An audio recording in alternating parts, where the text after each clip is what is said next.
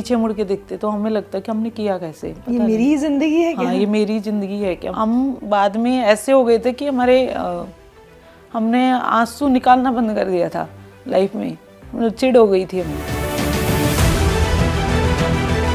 हम जिस तरीके के परिवेश में रहे, हमने महिलाओं को या लड़कियों को देखा घर के काम करते हुए, कभी सोचा ही नहीं होगा, सोचा ही नहीं। हाँ, हमें लगता था शादी होनी होती है, हो जाएगी, तो हम अपने ही परिवेश में कैद थे। जो ससुराल है वहाँ पे हम घूंघट में रहे हैं। तो मारपीट भी हुई कभी? मारपीट भी हुई, गालियाँ भी बहुत नॉर्मल थी, लेकिन हमने कभी उसका विरोध नहीं किया, क्योंकि हमने अपने माहौल में अगल बगल में महिलाओं को पिटते हुए देखा है, तो हमारे लिए वो एक नॉर्मल था। कभी शिकायत की अपने माता पिता से?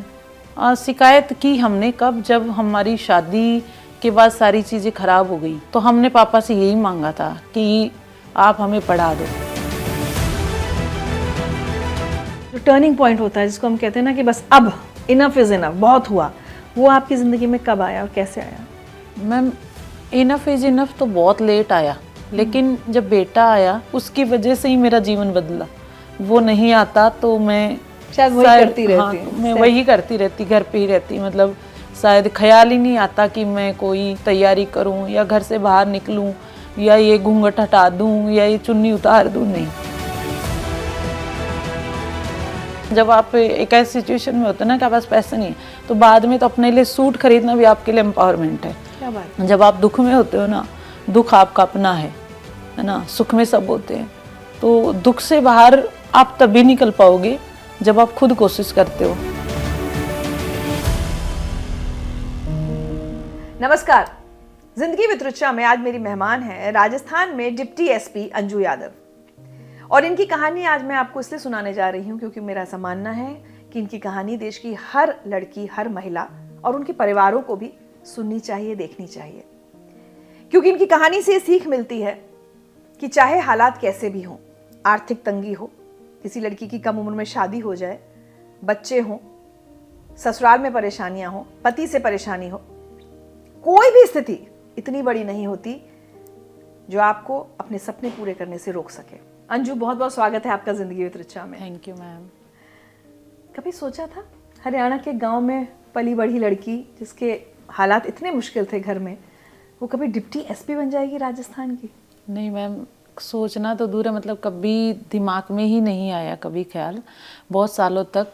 और ये तो मतलब स्लोली एक प्रोसेस हुई। जैसे शुरू में हम पढ़ाई वापस से शुरू किए, फिर टीचर बन गए, फिर कुछ सालों टीचर रहे, फिर सडनली किसी के थ्रू पता चला कि एग्ज़ाम होता है, फिर परिस्थितियाँ वैसी बनी, घर से परमिशन ली, फिर एग्ज़ाम दिया, फिर क्वालिफाई हुए और फिर बन गए। मतलब सब एक सपना सा लगता है पीछे मुड़ के देखने पे, सपना लगता है ना? है।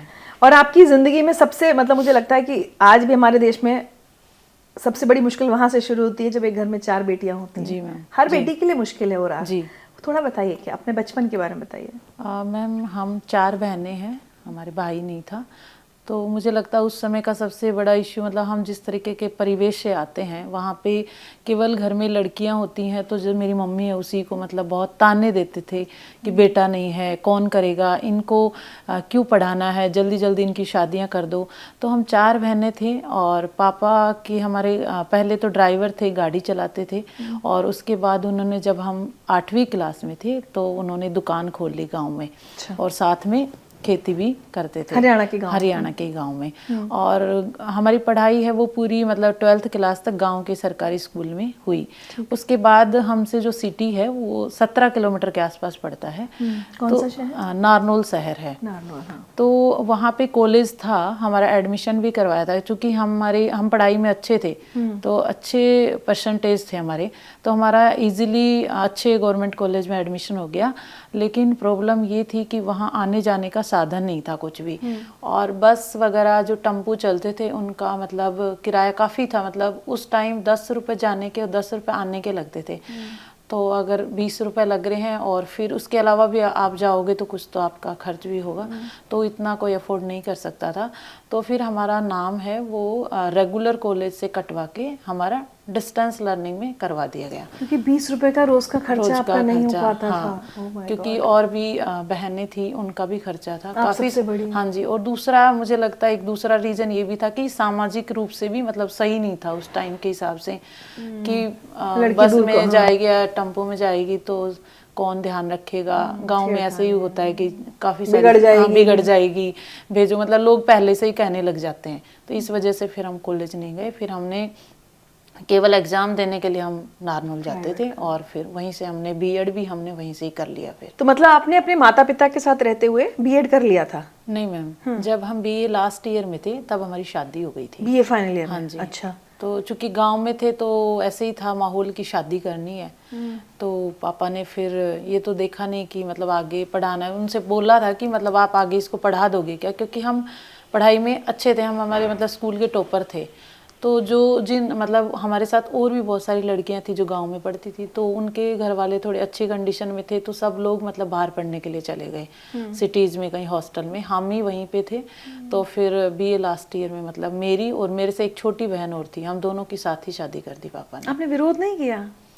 नहीं मैम, उस टाइम पे मुझे लगता है कोई समझ भी नहीं थी और हमारे कोई सपने भी नहीं थे और हमारे माइंड में ऐसा कुछ भी नहीं था कि मतलब हमें नौकरी लगना है, कुछ करना। हम जिस तरीके के परिवेश में रहे, हमने महिलाओं को या लड़कियों को देखा घर के काम करते हुए, है ना, बस खेत में जाते हुए, पैसों का काम करते हुए और उसी के साथ पढ़ते हुए। तो हम जब पढ़ते थे तो ऐसा कुछ नहीं था कि स्पेशली कोई पढ़ने का माहौल है, शेड्यूल है, नहीं। वो सेम चीज़ें, घर की रोटियां बना ली, सुबह पोछा लगा लिया, भैंसों का काम कर लिया और फिर बैग लेके स्कूल चले गए, फिर पढ़ के वापस आ गए, फिर वापस से वही काम कर लिया। तो मतलब ऐसा कुछ कभी सोचा ही नहीं होगा, सोचा ही नहीं। हाँ, हमें लगता था शादी होनी होती है, हो जाएगी। और आगे हमारा कुछ था नहीं, क्योंकि हमारे माइंड में ऐसा कुछ, कभी पढ़ने में अच्छे थे। एक्चुअल में हम डिस्टेंस से कॉलेज गए तो हमारा ना तो कोई फ्रेंड बने, हम माहौल में ही नहीं आए, ना हमें कोई गुरुजी मिले या कोई सर मिले जो हमें समझाए कि ये करना है वो करना। तो हम अपने ही परिवेश में कैद थे। ठीक है, हमें अपना घर और अपने आसपास और गांव में जो दुनिया होती है महिलाओं की, लड़कियों की, हमें बस उतना ही पता था कि लड़कियां स्कूल में जाती हैं, फिर काम करती हैं, फिर सो जाती हैं, फिर अगले दिन फिर काम करती हैं, फिर स्कूल जाती हैं और फिर उसके बाद उसकी शादी हो जाती है, वो दूसरे घर चली जाती है। हमें इतना ही समझ थी उस टाइम तक। तो मतलब आपको अपनी शादी से कोई आपत्ति नहीं हुई कि क्या बोले? हाँ नहीं, और हमें लगता है कि हमसे किसी ने पूछा ही नहीं कि शादी करनी है क्या और तुम्हें पसंद है, क्योंकि ना तो हमें लड़का दिखाया गया, ना हमें बताया गया।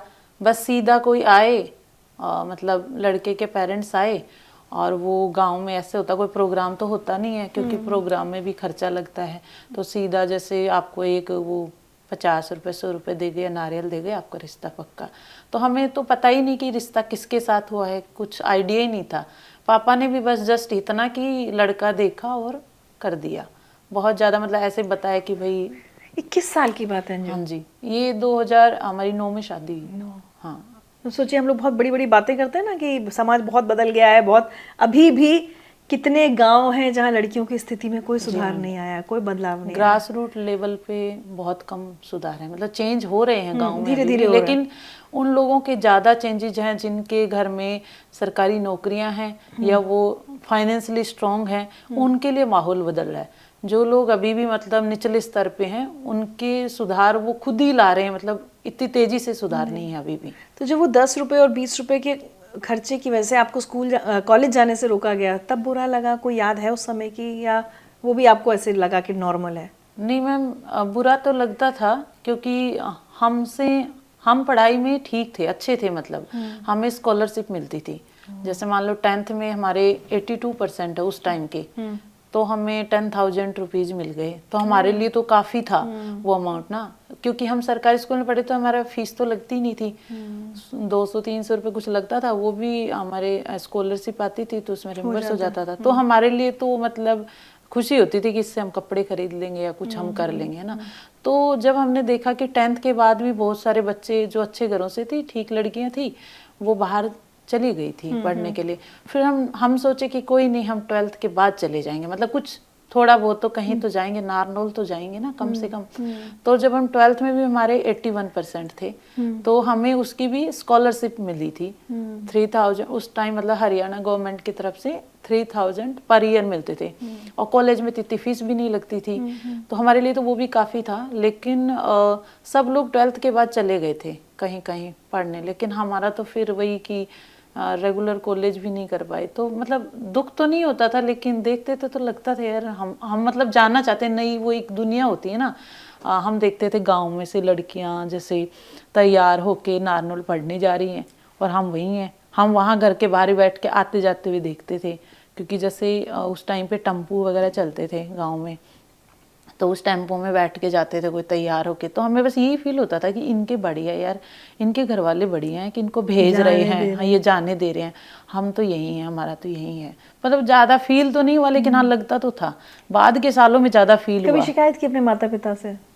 शिकायत की हमने कब, जब हमारी शादी के बाद सारी चीज़ें खराब हो गई, जब मतलब जब बिल्कुल ऐसे हो गया कि अब हम क्या करें, तो हमने पापा से यही मांगा था कि आप हमें पढ़ा दो।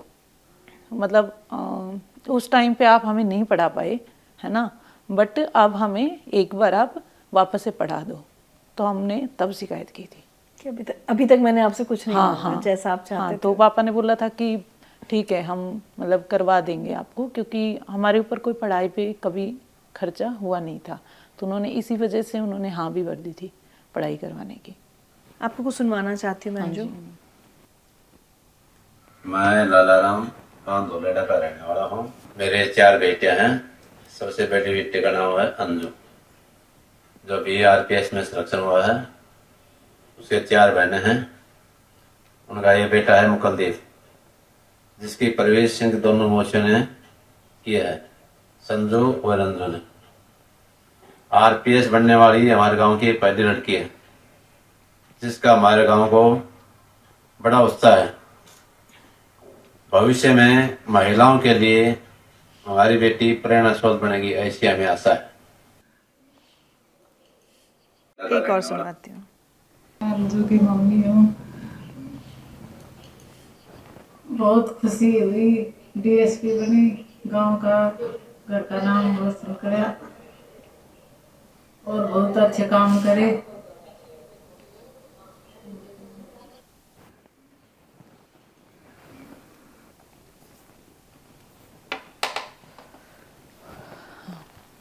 जब कोई लड़की कुछ कर लेती है तब माता पिता को भी फक्र होता है, और जैसे आपके पिताजी कह रहे हैं गांव में भी सबको प्रेरणा जी। लेकिन वो उस लड़की के लिए वो राह कितनी मुश्किल होती है ना अंजू।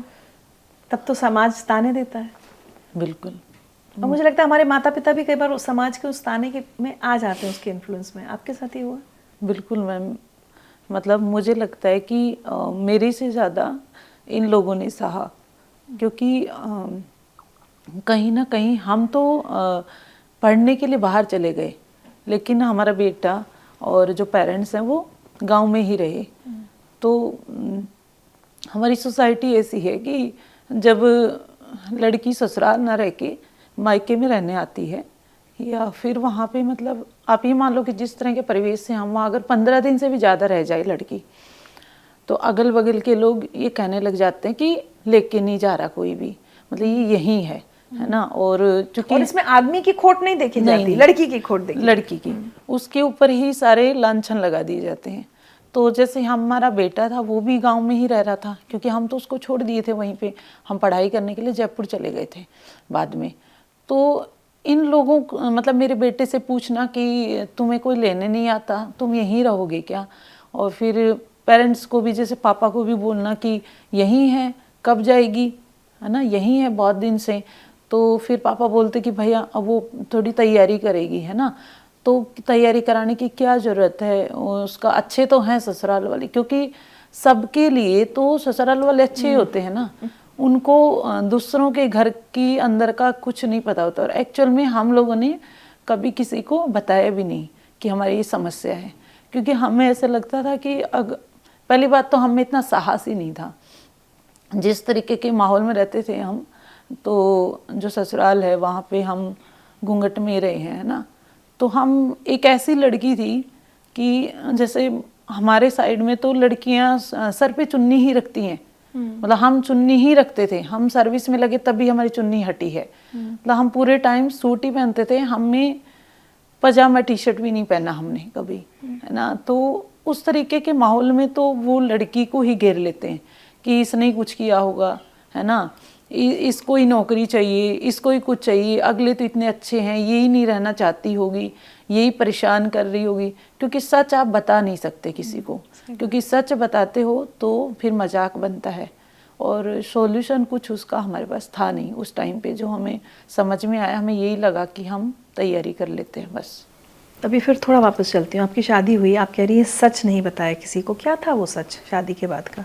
सच मैम ये था कि जब शादी हुई तो बताया गया कि लड़का सर्विस में है, पढ़ा लिखा है, अच्छी फैमिली है ना। लेकिन बात ये नहीं है कि कोई हमें गवर्नमेंट सर्विस वाला चाहिए या कोई, मतलब बात ये है कि वो अपनी जिम्मेदारियां निभा सके।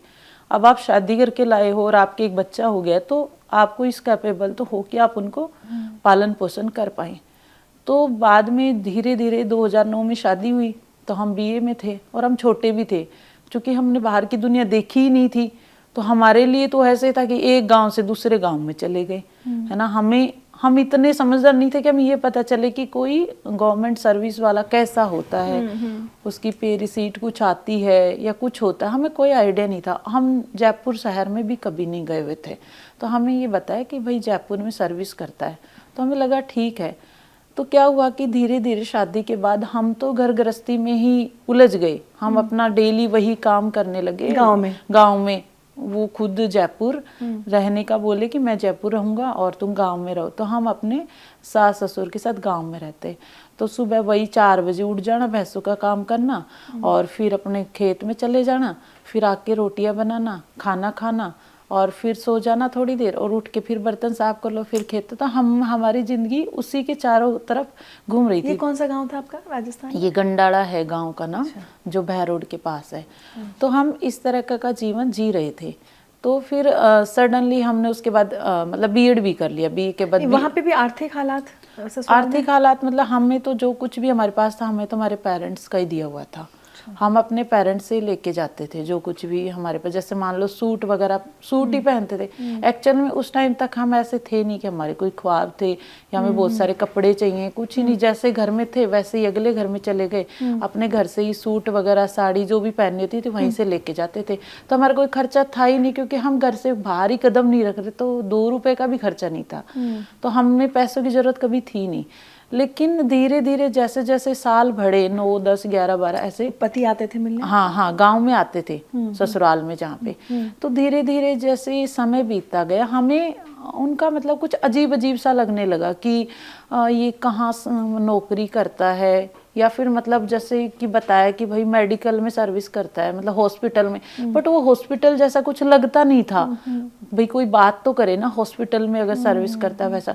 तो मैं थोड़ा अजीब सा बिहेवियर लगने लगा। ससुराल वाले भी मतलब हमसे छिपाते थे, अपने बेटे से बातें करते तो अकेले में करते थे, हमारे सामने कोई बातें नहीं करता था। तो धीरे धीरे 2012 तक हमें ये कंफर्म हो गया लगभग कि ये सर्विस तो नहीं करता, है ना। हमें इतना धमकाते थे कि मतलब किसी से बोलेगी नहीं, किसी से पूछेगी नहीं, है ना। तो जब बोलना और पूछना ही नहीं है तो हमें पता कैसे चलेगा कि भाई करता का क्या है, कहाँ जाता है। फ़ोन हमारे पास था नहीं, बस में हम बैठे नहीं थे कभी। तो हमें क्या हुआ कि 2011-12 में हम जयपुर गए, है ना। साथ हमें घर वालों ने साथ भेज दिया थोड़े टाइम के लिए, हम बीमार हो गए थे ज़्यादा। तो हम वहाँ उसकी एक्टिविटी फिर नोटिस करने लगे कि ये कुछ तो है। तो फिर हमें बोलता कि कुछ मतलब हम बोलते कि हमें भी अपने मतलब वहाँ दिखा के लाओ। हाँ, तो बोलते कि तुम्हें जो चाहिए तुम्हें मिल रहा है, तुम आराम से चुप रहो, नहीं ज़्यादा बोलोगी तो अपने घर चली जाओ, है ना। इस तरीके से तो हम मारपीट भी हुई, गालियाँ भी बहुत नॉर्मल थी, टॉर्चर मतलब वो तो सब जो हमारे गाँव में होता है वो नॉर्मल था। लेकिन हमने कभी उसका विरोध नहीं किया, क्योंकि हमने अपने माहौल में, अपने घर में, अगल बगल में महिलाओं को पिटते हुए देखा है ना। हमने गालियाँ सुनी हैं, तो हमारे लिए वो एक नॉर्मल था। एक्चुअल में हमें बहुत सालों बाद समझ में आया कि वो नॉर्मल नहीं था, है ना। क्योंकि हम उस घर से अगले घर में कभी गए नहीं, अड़ोस पड़ोस में कहीं जाते ही नहीं थे। अपने मायके में थे तो वैसे अलाउ नहीं होता किसी के घर जाना, है ना। और जब शादी होगी तो शादी के बाद तो बिल्कुल ही अलाउ नहीं होता। तो अपने घर में काम करो और आराम से रहो। तो उस तरीके के माहौल में आपको कुछ पता नहीं चलता। फिर 2012 में हमारा बेटा हुआ, तब हमारे लिए अलग सिचुएशन हो गई, क्योंकि तब हमें ये पता चला कि ये कोई सर्विस नहीं करता, ये कोई ऐसे ही इलीगल एक्टिविटीज़ में शामिल है, वहाँ से कोई पैसा कमाता है। ठीक है, तो हम पता कर नहीं पाए क्योंकि हमारे पास कुछ ऐसे संसाधन नहीं थे, ना हमारे पास कोई लोग टच में थे हम, पर हमें इधर उधर से सुन के थोड़ा थोड़ा पता लग गया था। तो हमें उस टाइम तक ये समझ में आ गया था 2012 तक कि हमें कोई नहीं रखने वाला, और हमारा बेटा जब इस दुनिया में आया है उसको हमें ही पालना पड़ेगा। ठीक है, हम मतलब उनका तो ऐसा था, कुछ भी कह दो तो ये बोल देना जाओ अपने घर, रह जाओ उधर जाके। ज्यादा तुम्हें ज्यादा बातें आती हैं तो रहो ना अपने घर, तुम्हें कौन बुलाता है इधर। तो ये तो नॉर्मल चल ही रहा था, बट मतलब रिस्पेक्ट तो कहीं थी ही नहीं, दूर दूर तक रिस्पेक्ट तो पता ही नहीं क्या वर्ड है, ये तो बहुत बाद में समझ में आया। तो अंजू, फिर वो एक जो टर्निंग पॉइंट होता है जिसको हम कहते हैं ना कि बस अब इनफ इज इनफ, बहुत हुआ, वो आपकी ज़िंदगी में कब आया और कैसे आया? मैम, इनफ इज इनफ तो बहुत लेट आया, लेकिन एक जो टर्निंग पॉइंट कह सकते हैं ना, वो मेरे बेटे का जब जन्म हुआ ना, वो टर्निंग पॉइंट था। क्योंकि पहले हम अकेले सब चीज़ों को झेल रहे थे, है ना, लेकिन जब बेटा आया तो वो मुश्किल हो गया हमारे लिए। हमने ऐसे ही सोचा कि हम पढ़ लेते हैं वापस से, क्योंकि हमें ये तो समझ में आ गया था कि हमें ये बंदा नहीं रखेगा, और हमारी यहाँ पे हम दोनों को ना तो कोई पैसे देते हैं, ना हमें रखना चाहते हैं, हम जबरदस्ती किसी के घर में रुके हुए हैं। तो हमें लगा कि अब हम पढ़ाई शुरू करते हैं, है ना। तो जैसे ही हमने बोला कि हम पढ़ाई शुरू करते, तो सारे घर वाले हमारे पीछे पड़ गए, ससुराल वाले, कि पढ़ाई करनी है तो अपने घर जाओ, ले जाओ अपने बच्चे को भी अपने साथ ही, और अगर यहाँ करनी है तो पैसे तो हम देंगे नहीं, पैसे तो तुम अपने घर से ही लोगी, ठीक है, और बस हम इस बच्चे को रख लेंगे और काम तो तुम्हें करना पड़ेगा। क्योंकि मैम बहुत सालों बाद में वापस से पढ़ाई कर रही थी, तो ये पॉसिबल नहीं है कि आप बच्चे को भी, छोटे 1 महीने के बच्चे को भी रख लो, तैयारी भी कर लो, तो पॉसिबल नहीं था। तो आप किस चीज़ की तैयारी करने का सोच रही थी? हमारे मन में कुछ नहीं था तैयारी किसकी करने, हमें ये भी नहीं पता था कि नौकरियां कौन कौन सी होती हैं और किसकी तैयारी करेंगे। हम तो बस ये था कि हम तैयारी करेंगे, वो हमें, हमारे घर में कोई सर्विस में तो है नहीं ना कोई अगल, तो हम तो ऐसे थे कि तैयारी करेंगे, किसकी करेंगे ये भी नहीं पता। पहले हमारे लिए ये मुश्किल नहीं थी किसकी करें, हमारे क्या लिए करें, हाँ। क्या करें और इस बंधन से बाहर निकल के सिटी में कैसे जाएं, हमारे लिए ये था। मतलब बच्चे को कहाँ छोड़े, हमारा खर्चा कौन उठाएगा और हम कहाँ रहेंगे, ये सब सॉल्यूशन जब हो जाएंगे तब हम सोचेंगे कि हम किसकी तैयारी करें। तो वो वाली हमारे लिए अलग सिचुएशन थी। तो फिर हमारे, जब हमें लगा कि सब लोगों ने हमें मतलब कह दिया कि तुम्हें जो करना है, अगर तुम पढ़ना ही चाहती हो तो जाओ अपने घर, तो हमने अपने पापा से फिर वो परमिशन मांगी कि आप हमें पढ़ा दो प्लीज, है ना। क्योंकि पापा को भी पता था सच का, एक्चुअल में क्या हो रहा है ससुराल में, ये मेरे को और मेरे पापा को ही पता था। बाद में हमने किसी को नहीं बताया बहुत सालों तक। हमने पहली बार किसी को पब्लिकली, या मतलब बोल सकते हो किसी फ्रेंड को या किसी को भी 2019 के आसपास बताया, तब तक हमने किसी को कुछ नहीं बताया, हम चुप ही रहे इतने सालों। अच्छा, क्यों? क्योंकि हमें डर लगता था, बहुत ज्यादा डर लगता था कि लोग तो तब भी बोलते थे, लेकिन हमें ये डर लगता था कि अगर हमने बता दिया तो शायद और वर्स्ट हो जाएगा। क्योंकि हम धीरे धीरे वो रिश्ते में ऐसा हो रहा था कि उसको ऐसे लगता, हमें ऐसे धमकियां मिलती थी कि तुम्हें जान से मार देंगे, तो और बेटे को लेके चले जाएंगे, है ना, उठा के ले जाएंगे। तो हमें इतना डर था, हम इतने खौफ में थे कि अगर हमने बोला तो कुछ ना कुछ हो जाएगा, तो हम चुप ही सही हैं। तो मतलब हम, और वैसे हम थे भी नहीं, शायद हमें उतना साहस नहीं था बोलने का, और हमें पता भी नहीं था कि बोलने से शायद हो सकता है कुछ सॉल्यूशन हो जाए, क्योंकि हमें लगता था कि हमारी हेल्प कोई नहीं करेगा। क्योंकि जिस तरीके के परिवेश में रहते हैं वहाँ पे आप कुछ बताओ तो मजाक बनता है। गाँव में हमने देखा है कि लड़कियां, जैसे हमारे साथ की लड़कियां हैं, उनकी शादी में कोई इश्यू होता है तो गांव में पंचायत होती थी, फिर वहां पे उसका समझौता करवाते थे, फिर उसको जबरदस्ती भेज देते हैं, फिर वो वापस आती है, फिर समझौता कर, तो मतलब वो एक इंटरफेरेंस इतना ज़्यादा हो जाता है कि बहुत मुश्किल हो जाता है, फिर सारे गांव में उसका पता चल जाता है। और हमें हमेशा से डर लगता था कि हमारी छोटी बहनें भी हैं, है ना, हमारे मन में ऐसा डर बिठा दिया गया था कि उनके रिश्ते नहीं हो पाएंगे फिर अगर तुम ऐसे करोगी, तुम सबसे बड़ी हो, अगर तुम ही बोलोगी कि मुझे वहाँ नहीं रहना ओपनली, या फिर बोलोगी कि डाइवोर्स चाहिए या कुछ भी चाहिए, तो उनके रिश्ते तो होंगे ही नहीं फिर। तो हमें लगता था कि हमारा जीवन तो हो गया है ना खराब, अब हम किसी और का नहीं करें। अगर हमारे चुप रहने से अगर शांति है चारों तरफ, तो हम चुप ही ठीक हैं फिर। इसलिए हमने कभी फिर बोला नहीं किसी के भी सामने। आपके पिता आपको सपोर्ट कर रहे थे उस वक्त? मेरे पिता मतलब शुरू से ही सपोर्ट कर रहे थे। मुझे लगता है कि अगर वो नहीं होते तो शायद मैं जिंदा नहीं होती, क्योंकि वहाँ रहना तो बहुत मुश्किल था, क्योंकि उस बंदे के साथ रहना तो बहुत ही मुश्किल था। तो अगर ये मेरे बेटे को नहीं रखते, या फिर मुझे उन सालों में, जैसे मैं सर्विस 2016 में लग गई, लेकिन अगर सर्विस से पहले तो मेरे पास कोई मतलब पैसे नहीं थे। मतलब फिर आपने ये तय किया कि आप अपने पति के साथ नहीं रहेंगी, हाँ। ससुराल में नहीं रहेंगी। हाँ। 1 महीने का आपका बच्चा था। हाँ। और फिर आप अपने मायके आ गए। हाँ। और इसमें जो मायके में होता है कि भाई आस पड़ोस के लोग या अपने रिश्तेदार वो ताना मारते हैं। हाँ, वो तो मारते थे। वो तो मतलब पूछते ही रहते हैं कि ऐसे पूछते थे कि कब जाएगी वापस, गई नहीं। तो पहले तो क्या होता है ना, छोटा बच्चे को घर लेके आते ही हैं, एक तरीके से रस्म होती है, तो निकल जाता तो उनको तो लगता है कि भाई महीने भर रह जाएगी, ज्यादा से ज्यादा तो महीने भर, तो कोई कुछ नहीं पूछा। फिर उनको लगा कि ये तो यहीं रह रही है, बेटा भी यहीं रह रहा है, तो फिर पूछने लगे। तो फिर ऐसे ही झूठ बोल देते थे कि हाँ नहीं, हम यहीं रहेंगे थोड़े टाइम, अभी हमारे हस्बैंड वहाँ है नहीं गांव में। तो ऐसे कुछ झूठ, कुछ भी जो हमें उस टाइम पे समझ आता था, जिसको जैसे बोलते थे वैसे ही बोल देते। लेकिन वो उस टाइम तो ठीक था, लेकिन वो जैसे जैसे वो सालों में बढ़ता गया, मतलब 12 में आए और बेटा हमारा अभी तक भी घर पे ही है, गांव में ही है।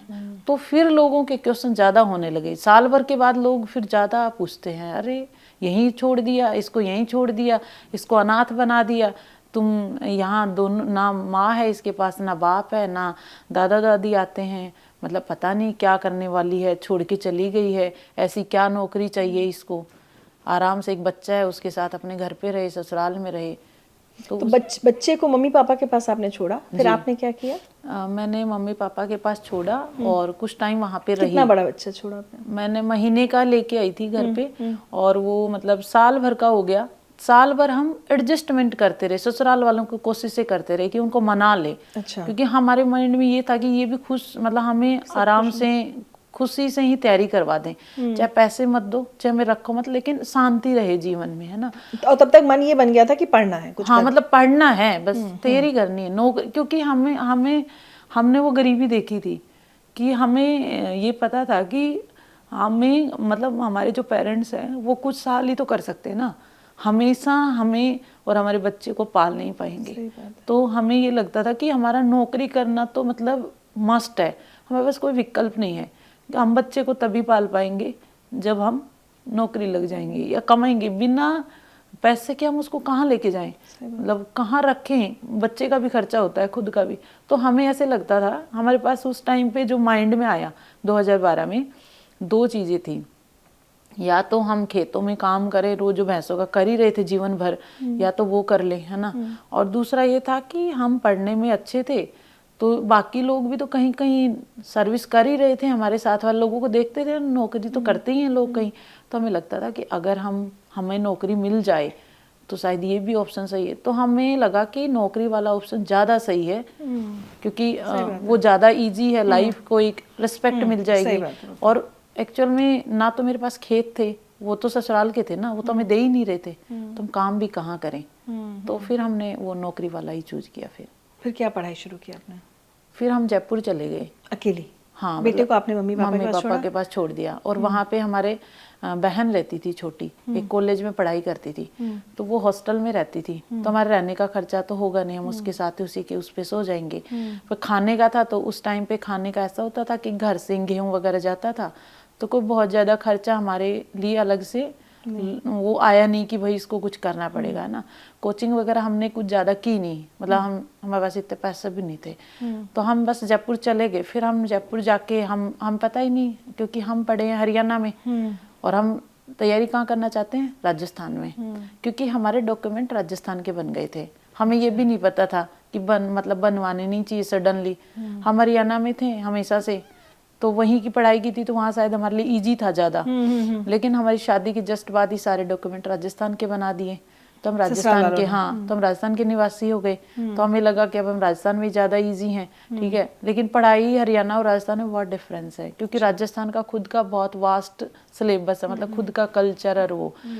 तो फिर हम वहाँ जाके रहने लगे अपनी बहन के साथ। तो हॉस्टल में और लड़कियाँ रहती थी, तो उनसे पूछते थे कि तुम किसकी तैयारी करती हो, तो कोई टीचर की, क्योंकि टीचर की लड़कियाँ ज़्यादा करती थी उस टाइम, एक ट्रेंड था कहीं ना कहीं।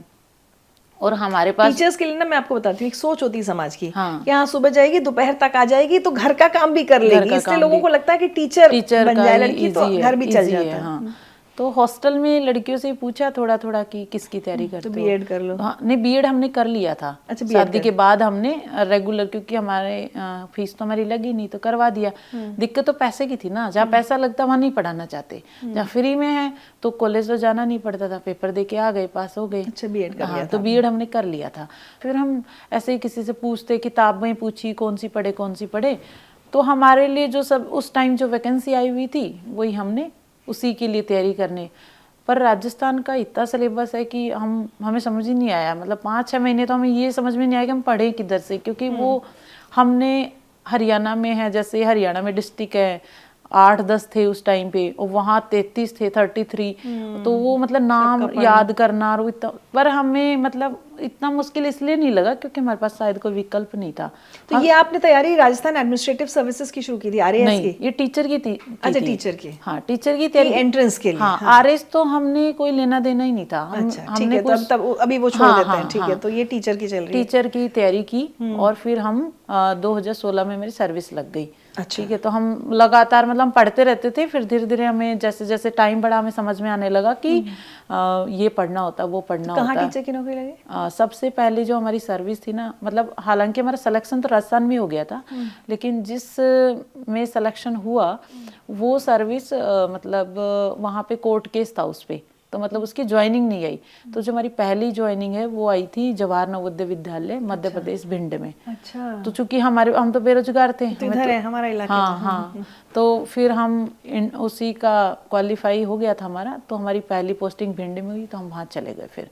अच्छा। तो हम अकेले वहाँ जाके फिर सर्विस करने लगे, क्योंकि बेटा तो छोटा ही था और उसको घर वालों की आदत भी हो गई थी, और हम अकेले कैसे पालते उसको, क्योंकि वो रेजिडेंशियल स्कूल होते हैं। एक माँ के लिए अंजू कितना मुश्किल होता है, क्योंकि क्या होता है, दो तरह से माँ कई बार ना दो तरफ से मारी जाती है। एक तो अपनी गिल्ट, अपना बच्चे से प्यार तो है ही, ममता है, लेकिन मजबूरी में अपने आप को दूर रखा हुआ है। और दूसरा समाज की बात है, कैसी माँ है ये, तो कलयुगी माँ है, बच्चे को छोड़ के चली गई। बिल्कुल, ये दो उसमें ना पार्टों में पिसती है माँ। आपके साथ भी हुआ? बिल्कुल मैम, मेरे को लगता है कि मतलब नौकरी पाने के लिए या अपना जीवन चलाने के लिए मैंने अपने बेटे का बचपन देखा ही नहीं। मुझे फील होता है, मतलब अब तो फिर भी कम, मतलब अब मैंने उसको अपने आप को थोड़ा स्ट्रॉन्ग बना लिया है। पहले तो हम रोते ही रहते थे कि मतलब हमने उसको देखा ही नहीं। मतलब हम जब घर छोड़ के गए तो उसके बाद हम घर बहुत मतलब साल में वापस आते थे। ओह माय गॉड, है ना। और हम अपने बेटे के बर्थडे पे भी कभी नहीं आए, क्योंकि हमें ऐसा लगता था कि हमारा पढ़ना ज़रूरी है ना, सब कुछ पीछे है अब। क्योंकि हमें ऐसे फील होता था कि हम उसका बर्थडे तभी मना पाएंगे जब हमारे पास पैसे होंगे, है ना। तो हम क्या बर्थडे मनाएं, है ना। तो हम मतलब नहीं आते थे घर पे, हम सर्विस लगने के बाद ही फिर घर पे आए। कभी बच्चे ने शिकायत नहीं की? बच्चा तो नहीं समझता ये सब। नहीं, उसने तो नहीं की कभी शिकायत। वो तो मिलने क्यों नहीं आती हो? नहीं, उस एक्चुअल में वो ढल गया, पेरेंट्स ने ही रखा उसको बचपन से, तो वही उसके पेरेंट्स बन गए, है ना। और उसको मतलब मेरे पेरेंट्स थे, मतलब उनकी तो मैं बहुत शुक्रगुजार हूँ कि वो नहीं होते तो शायद हम क्या ही करते। उन्होंने उसको समझा के रखा कि मम्मी तैयारी करती है ना। तो उसने शायद कभी शिकायत नहीं की, बेटे ने तो कभी नहीं की। मतलब मुझे लगता है कि उसकी वजह से ही मेरा जीवन बदला। वो नहीं आता तो मैं शायद वही करती रहती। हाँ, मैं वही करती रहती, घर पे ही रहती। मतलब शायद ख्याल ही नहीं आता कि मैं कोई तैयारी करूं या घर से बाहर निकलूं या ये घूंघट हटा दूं या ये चुन्नी उतार दूं। नहीं, वो शायद पॉसिबल नहीं था उसके बिना। कुछ सुनाते हैं जी। मेरा नाम कुलदीप है, मैं अंजू यादव का बेटा हूँ। मुझे मेरी मम्मी पे बहुत ज़्यादा गर्व है कि वह आज इस मुकाम पर पहुँच चुकी है। इस मुकाम पर पहुँचने के लिए मेरी मम्मी ने बहुत ज़्यादा मेहनत की है। एक बेटे के लिए भी अपनी माँ से दूर रहना बहुत ही ज़्यादा चैलेंजिंग होता है, लेकिन मेरे नाना नानी और मेरी मौसी ने मुझे प्यार दिया और मुझे मेरी मम्मी की कमी कभी महसूस नहीं होने दी। अंत में मैं यही कहना चाहता हूँ कि मैं अपनी मम्मी से बड़ा कुछ बनकर दिखाऊंगा और मेरी मम्मी का नाम रोशन करूंगा। Thank you. Thank you.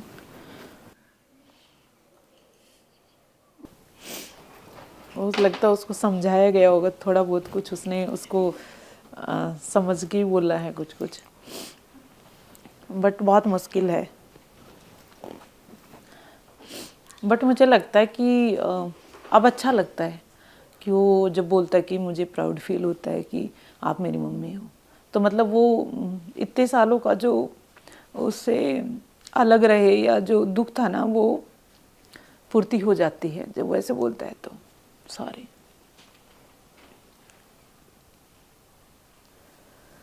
कभी उससे आप ये बात करती हैं कि बेटा तुम्हारा बचपन ऐसा रहा या मैं तुम्हारे पास नहीं थी? कभी इस तरह से एक जिसको कहते हैं ना हार्ट टू हार्ट कॉन्वर्सेशन, कि उसके मन में कहीं कोई शिकायत ना रह जाए, कभी ये किया आपने उसके साथ? नहीं, मुझे लगता है कि उसको शिकायत नहीं है, कभी उसके बिहेवियर से ऐसा लगता नहीं है। पहले तो मुझ में हिम्मत नहीं थी इतनी कि मैं पूछूं, क्योंकि उससे मैं पूछूं उससे पहले तो मैं इमोशनल हो जाऊंगी और वो सब फिर याद आ जाता है। तो हमने तो उससे कभी नहीं पूछा, लेकिन हमें उसके बिहेवियर को देख के कभी नहीं लगा कि उसको कोई शिकायत है। क्योंकि अब जैसे हम अभी इस बार वाले बर्थडे पे भी नहीं जा पाए अभी रिसेंटली, क्योंकि वहाँ पे हमारी ड्यूटी लग गई थी। तो वो हमेशा से जैसे बर्थडे पे आने के लिए हम रेडी होते, फिर कुछ ना कुछ हो जाता, तो फिर बोलता था कि अरे नहीं आप आराम से रहो उधर, हम अपने नाना नानी और मौसी के साथ बर्थडे मनाएंगे आराम से, है ना। तो आई थिंक वो एडजस्ट हो गया उस माहौल में। उसको हमेशा से समझाया गया, पहले तो ये कि मम्मी तैयारी करती है, फिर ये कि नौकरी लग गई, है ना, तो और फिर ये कि अब आरएस की तैयारी करती है, तो और फिर जब सिलेक्शन हो गया तो ट्रेनिंग हार्ड है, तो ट्रेनिंग में छुट्टियां नहीं मिलती। तो मतलब वो मुझे लगता है मेरे से ज़्यादा एडजस्ट तो उसने कर लिया अपने आप को घर वालों के साथ। वाह, ये भी बड़ी एक ब्लेसिंग है कि बच्चा इतनी बात समझता है। ये तैयारी के समय अब जब ससुराल का भी साथ नहीं है और माता पिता का इतना साथ है कि बच्चे को संभाल रहे हैं, लेकिन आप कोई पैसे वाले घर से नहीं थी, किस किस तरह की फाइनेंशियल प्रॉब्लम्स आपने देखी? आर्थिक हालात कैसे हो गए अंजू? आर्थिक हालात में जब हम 2016 में सर्विस लगे उससे पहले खराब थे। सर्विस लगने के बाद तो हमारे पास एक बेसिक इनकम आने लगी, फिर हमारी सिचुएशन सुधरती गई। 2016 से पहले तो मतलब ऐसे थे कि जब हमें जो मिलता था हम वही खा लेते थे, मतलब जो बहन बनाती थी वही खाते थे। मतलब उन 3-4 सालों में हमने शायद ही कहीं पैसे खर्च किए हों, हमारे पास थे ही नहीं।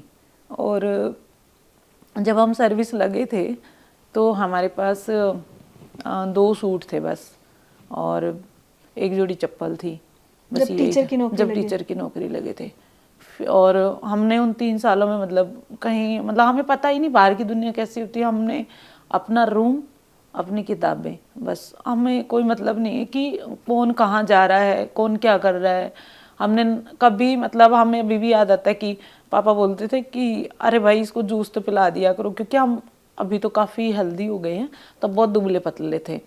तो बोलते थे कि इसको पिला दिया करो जूस वूस कुछ, तो हम बोलते थे नहीं नहीं हम नहीं पियेंगे, हम जब सर्विस लग जाएंगे तब हम अपने पैसों से ही करेंगे जो कुछ करेंगे। और सर्विस लगने के बाद हमने जिया भी फिर उस चीज़ को। बाद में फिर काफ़ी सारी चीज़ें, मतलब जो हम कभी खरीद नहीं पाए थे वो हमने खरीदी बाद में।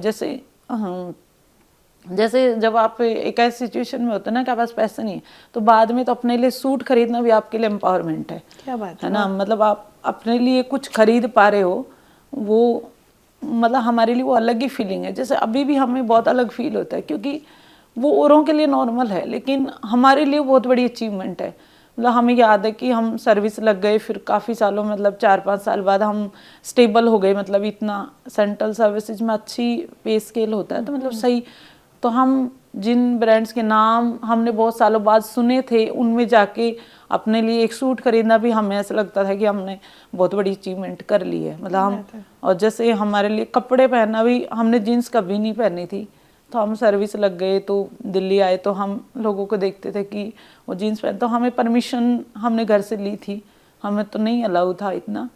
तो जब हम अपने लिए कपड़े खरीदे तो हम लगता था भाई हमारा तो एम्पावरमेंट हो गया, हमें तो यही चाहिए था, मतलब क्योंकि उतना और कोई बड़े सपने हमारे थे नहीं। हमारे लिए ये था कि हम अपनी बेसिक आवश्यकताएं पूरी कर लें। हम अपने बेटे को आराम से मतलब अब कपड़े ला के दे सकते, क्योंकि जब हमारे पास पैसे नहीं थे तो हम कपड़े भी नहीं लाते थे, हमारे पास है ही नहीं तो हम कहाँ से ला के देना, कि हम अपने पेरेंट्स से ही पैसे मांगे फिर उसको कुछ ला के दे, वो तो कोई मतलब नहीं है, और वो भी हमें कहाँ से ला के देंगे, उनके पास बहुत जिम्मेदारियाँ थी। तो बाद में तो हमें मतलब छोटी छोटी चीज़ों में हमने जीना सीख लिया फिर। क्या बात है, वाह। सोचिए, हम लोग कई बार नहीं सोचते कि किसी लड़की के लिए अपने पैसों से एक सूट खरीदना या एक साड़ी खरीदना कितना बड़ा एक विमेन एम्पावरमेंट का या उसका अपने एम्पावरमेंट का एक इतना बड़ा मैसेज हो सकता है। उफ। अच्छा, अब टीचर की नौकरी लग गई, ठीक है, जैसे आपने कहा पे स्केल अच्छा होता है, जी जी। आप उसमें सुखी रह सकती थी कि अब हो गया, मैंने तो अपना सपना पूरा कर लिया। फिर ये राजस्थान एडमिनिस्ट्रेटिव सर्विसेज का आपके दिमाग में कैसे आई ये बात कि मुझे ये कर सकती हूँ? तो जब हम टीचर की तैयारी करने के लिए जयपुर गए थे तो हमारे अगल बगल में लोग तैयारी करते थे। अच्छा। तो बट हमने बस आरएस नाम सुना, फिर हमने उसको इग्नोर कर दिया, क्योंकि हमें तो उस टाइम पे नौकरी चाहिए थी, हमें वो लग गई, मतलब हमने किसी से पूछा ही नहीं कि टीचर के अलावा भी कोई नौकरी होती है क्या, क्योंकि हमारा तो वही तक स्कोप था, है ना। तो फिर हमने किसी से पूछा नहीं, हम सर्विस लग गए और हम अपनी सर्विस में चले गए। फिर हम 2018 में जब राजस्थान में हमारी सर्विस लगी टीचर की, तो हम वापस राजस्थान आए, क्योंकि मध्य प्रदेश दूर था तो घर आना बहुत मुश्किल हो रहा था। तो हमें लगा कि एटलीस्ट हम घर के आसपास कहीं तो जाएं, अपने स्टेट के साइड में तो जाएं, तो हमने राजस्थान ज्वाइन कर लिया। तो जब हम राजस्थान आए तो वही आरएस के एग्जाम निकलते थे, लोग सेम वही तैयारी करते थे, है ना। तो ऐसे ही हमारे गांव के ही हैं एक महेंद्र जी, तो वो तैयारी करते थे, तो वो जयपुर आए हुए थे तैयारी करने के लिए, और हम अपने स्कूल में पढ़ाते थे आराम से, है ना। हमारे जीवन में शांति तो नहीं थी, बट हमारे पास पैसा आ गया था कि हम अपना गुजारा कर सकें आराम से। तो उन्होंने फिर एक दिन ऐसे बोला, तुम क्यों नहीं करती हो तैयारी? तो हमने बोला कि नहीं, हम क्या करेंगे, हमारे बस की बात नहीं, वो पता नहीं, वो तो ऐसे हमें पता ही नहीं है कि इधर क्या है, मतलब है क्या आरएस। अच्छा, हमने इतने सालों में किसी से ये भी नहीं पूछा कि इसकी फुल फॉर्म क्या है ना। तो फिर उन्होंने बोला कि नहीं, इसमें भी वही प्री मेंस और इंटरव्यू का होता है। तो हमें इंटरव्यू से तो डर लगता था, क्योंकि हम घर से बाहर कभी निकले नहीं, तो बोलना नहीं आता था, तो हमें लगता था इंटरव्यू कौन देगा, नहीं हम नहीं देंगे। तो उसने बोला नहीं, तुम तैयारी तो तुम सोचो तो सही एक बार, उसने बोला। बट हमने उसको सीरियसली नहीं लिया, हमने उसको मतलब ज़्यादा सोचा नहीं। वो उस साल की वैकेंसी भी चली गई, हमने कोई शुरुआत नहीं की। बाद में फिर हमारे पर्सनल लाइफ में बहुत सारी चीज़ें बढ़ती चली गई, मतलब हम वहाँ जा नहीं रहे थे, लेकिन वो लोग हमें कंटिन्यूसली परेशान कर रहे थे। वो हस्बैंड जैसे हम सर्विस लग गए उसके बाद भी वहाँ आके गाली गलौज करना, सुना के चले जाना, ऐसी है वैसी है, कुछ कुछ बोलते रहना, जान से मार देंगे, तुम मिलो तो सही, कहीं दिख गई तो, ऐसे मतलब उनका वो कंटिन्यूसली सालों तक चलता ही रहा, वो रुके नहीं कोई भी, जितना हो सकता है वो उतना परेशान करते रहे। तो हम क्या परेशान हो गए इन सब चीज़ों से, मतलब हम सर्विस तो लग गए लेकिन जीवन हमारा वैसा ही था कहीं ना कहीं। तो फिर हम दिल्ली ज्वाइन कर ली 2019 में, डर के मारे। अच्छा। हम आराम से अच्छे खासे जयपुर में हमारी नौकरी थी, लेकिन हमें इतनी धमकियां देते थे, तो हम सोचते थे कि जान है तो जहान है, ठीक है। तो हम दिल्ली इसलिए आ गए, हमें लगा कि वहाँ हमें कोई नहीं ढूंढ पाएगा, क्योंकि जयपुर में तो आपको कोई भी ढूंढ लेगा, वो छोटा ही शहर था उस टाइम तक तो, और पता भी होता था कि भाई इस स्कूल में जाती है। दिल्ली बड़ा है, हमारे लिए तो बड़ा है था, क्योंकि हम कभी दिल्ली के साइड मूव ही नहीं किए, और हमें डर तो बहुत था, बट हमें वही है कि हमारे पास कोई ऑप्शन नहीं बचा, तो हम दिल्ली आ गए। फिर दिल्ली आ गए तो हम वही सेम सिचुएशन, तो हम थोड़े थोड़े खाली होने लगे स्कूल में, मतलब हाफ डे का स्कूल होता है इधर दिल्ली में। फिर हमें उनकी बात याद आई कि तैयारी करनी चाहिए। फिर हम थोड़ा थोड़ा मतलब अपने जीवन में स्टेबल होने लगे, मतलब हमारा दिमाग पहले से अलग होने लगा, हम अपना सोचने लगे। दिल्ली आने के बाद सबसे बेस्ट यही था कि हमने अपने लिए जीना शुरू किया। पहले हम घर वालों का ही सोचते थे, गांव का, कि कोई कुछ कह देगा। यहाँ आके हमने सीखा कि हमें भी खुश रहना चाहिए, हमें किताबें पढ़नी चाहिए, हमें भी अच्छे कपड़े पहनने का अधिकार, हमें सब करने का अधिकार है जो बाकी लोगों को है, ठीक है। तो हम थोड़ा चेंज होने लगे, तो फिर हमारे माइंड में आया कि हम अब हम कुछ करें क्या, कुछ अच्छा। ऐसे तो हमारा जीवन ऐसे ही चलता ही रहेगा, हमारा कुछ क्या करें, हम क्या करें। तो फिर हमने उनसे बात की, जिसने हमें बताया था। हमने बोला कि अब हम ना सोच रहे हैं कि हम करें क्या तैयारी शुरू। तुम बोला कर लो, ज़्यादा मत सोचो, करो तुम। तो फिर हमारे लिए तैयारी करना इतना ईजी नहीं था, क्योंकि बेटा पेरेंट्स के पास है ना। अब हमें सारी परमिशन तो लेनी पड़ती थी, हम बिना परमिशन के नहीं कर सकते थे, क्योंकि हम ऐसे माहौल से आए थे। तो हम घर गए तो हमने पापा से बोला कि एक ना ऐसी नौकरी है जिसमें रहने को घर मिलेगा, और वो ऐसे बोले कि उसमें गाड़ी भी मिलती है, ठीक है। तो हमारे पास तो ना तो घर था ना गाड़ी थी, तो हम उस टाइम ये इसीलिए सोच के करे थे कि इसमें हमारा बेटे का अच्छा फ्यूचर हो जाएगा, क्योंकि हमारा बेटा अभी भी अभाव में ही था, गाँव में कोई बेसिक फैसिलिटीज़ उसके लिए नहीं थी। हम दिल्ली आ गए, हमारे लिए हो गई थोड़ी चीज़ें अच्छी, बट वो तो वहीं गांव में रह रहा, सेम कंडीशन है, कोई बहुत ज़्यादा चेंज नहीं। आप थोड़े पैसे तो भेज पाते हैं? पैसे भेजते थे, लेकिन जैसे अब वहाँ सुविधाएं दे नहीं सकते ना। आप उसको गांव के स्कूल में पढ़ रहा है, गांव में ही सब कुछ कर रहा है, वहाँ जो मिल रहा है वही खा रहा है, मतलब उसके लिए वहाँ आप कोई ना जूस अवेलेबल करा सकते हो, क्योंकि अब काफ़ी चीज़ें बदल गई, लेकिन उस टाइम तो वैसी चीज़ें। तो हमें लगा कि उसका फ्यूचर अच्छा हो सकता है। तो हमारे प्राइमरी थॉट तो यही था, ऐसा कुछ भी नहीं था कि कोई समाज से। उस टाइम तक तो हमारे माइंड में कुछ भी नहीं था। तो हमने पापा को बोला कि आप है ना, हम तैयारी कर लें क्या, आप हमें तैयारी करने की परमिशन दे दो, बट इसका ये है कि फिर ये मुकुल तो आपके पास ही रहेगा, क्योंकि हम उसको ले जा ही नहीं सकते ना, तैयारी करेंगे तो फिर टाइम नहीं मिलेगा। तो उन्होंने बोला कि ठीक है तुम करो, ऐसी कोई दिक्कत नहीं। अच्छा, पता उनको भी नहीं था आरएस का क्या, और हमें फुल फॉर्म भी नहीं पता थी उस टाइम तक भी। हम बस ऐसे आरएस ही बोलते थे घर पे, आरएस ही बोलते थे, आरएस ऐसे। तो बोल ठीक है तो कर लो, क्योंकि कोचिंग करने के लिए तो हमारे पास टाइम नहीं था, सर्विस में थे, नौकरी हम छोड़ नहीं सकते थे। तो हमने खुद ही मतलब इधर ही थोड़ा थोड़ा 19-20 के बाद अखबार पढ़ना शुरू कर दिया। ऐसे थोड़ा थोड़ा करते थे, थोड़ा थोड़ा चलता रहता था जितना हमसे होता था। मतलब हम उस माहौल में आने लगे धीरे धीरे करके। फिर हम धीरे धीरे सुनते, तो फिर हम यूट्यूब पे, जैसे कि मैंने आपका भी जिंदगी विद ऋचा खूब देखा है। अच्छा। हाँ, और मुझे वो मैम है अन्नू कुमारी मैडम का आपने लिया था। मुझे याद है कि मैंने ऐसे सोचा था कि मतलब इसके भी कुमारी लगा हुआ है, मेरी भी कुमारी लगा हुआ है, इसका अन्नू है और अन्नू की जगह अंजू हो सकता है। बट वो मतलब हमारे, वो भी अपने बेटे से दूर रह के हाँ तैयारी सेम कंडीशन थी ना, ऐसी सेम। बट हमारे माइंड में वो ऐसे नहीं आया कि सच हो सकता है, नहीं, हमारे प्राइमरी थॉट आया और हमने इसको इग्नोर कर दिया, क्योंकि ये सब तो हम कैसे सोच सकते हैं, हमसे तो कोई गांव में पूछने नहीं आता कि तुम ठीक हो। तो ये सब चीज़ें तो इम्पॉसिबल है, मतलब कल्पना से परे है। तो फिर हम वो सुनते थे, मतलब ऐसे करके जो भी हमें मोटिवेट करे चीज़ें, ऐसे ऐसे हम सुनते रहते थे, क्योंकि हमें गाने वाने सुनने का शौक था नहीं, कभी वो चीज़ें अवेलेबल नहीं थी। तो ये इस तरीके से अपने आप को मोटिवेट भी रखते थे थोड़ा। फिर ऐसे हुआ, फिर हम जितनी भी छुट्टियां होने लगी दिल्ली के स्कूल में, हम सीधा जयपुर जाने लगे। धीरे धीरे हमें वो अंदर से आ गया कि हमें बनना है। और दूसरा चीज ये है कि जैसे जैसे हम तैयारी कर रहे थे ना, तो हमें लगता है मेरी पर्सनैलिटी चेंज होने लगी, हम पॉजिटिव होने लगे, नॉलेज भी बढ़ती है, नॉलेज बढ़ने, अच्छे लोग, कॉन्फिडेंस, थोड़े अच्छे लोग मिलने लगे जीवन में, क्योंकि उससे पहले तो हमारे जीवन में कोई था ही नहीं। हम अकेले ही थे, अपने अपनी दुनिया में ही घूमते रहते थे, अपने आप से ही, अपने और अपना बेटा और पापा, बस इनके और बहन ने, बस यही जिंदगी थी। किसी से बात नहीं करते, क्योंकि किसी से भी बात करते तो पूछते कि आपके पति का नाम क्या है, वो क्या करता है। तो वहां से एक नई समस्या शुरू हो जाती थी, क्या बताएं, क्योंकि सच बता नहीं पाते आप। तो फिर वैसे इस दौरान क्या था, फिर पति से एकदम अलग हो गई आप? हाँ, मतलब बिल्कुल अलग थे, बस वो थोड़ा बहुत परेशान करने के लिए फोन वोन करते रहते थे, धमकियां थोड़ी थोड़ी देते रहते थे, कुछ कुछ। हाँ, और हम उनको फाइनेंशियली भी चुप रहने के लिए पैसे देते थे, मतलब हाँ। तो हम सर्विस लग गए, तो हमें लगता था कि कैसे भी करके चुप रह जाए, तो हम इसको महीने की सैलरी में से हिस्सा दे देंगे, बट शांति रखे जीवन में, ताकि हम शांति से नौकरी कर पाए। हाँ, तो हमने काफ़ी, मतलब जितना हमसे हो सकता था फाइनेंशियली, मेरे पापा ने भी, हमने खूब, मतलब हम जाते नहीं थे बट हम पैसे देते थे। तो फिर वो जब हमने कुछ टाइम के बाद, जैसे हम थोड़े से बोल्ड होने लगे, धीरे धीरे हमने दुनिया देखी बाहर आके कि महिलाएं ये भी करती है, वो भी करती हैं, बोलती भी हैं, ऐसे करती हैं। तो हमें थोड़ा आने लगा कि हम इतना चुप क्यों रहते हैं, हम भी तो बोल लेना कुछ।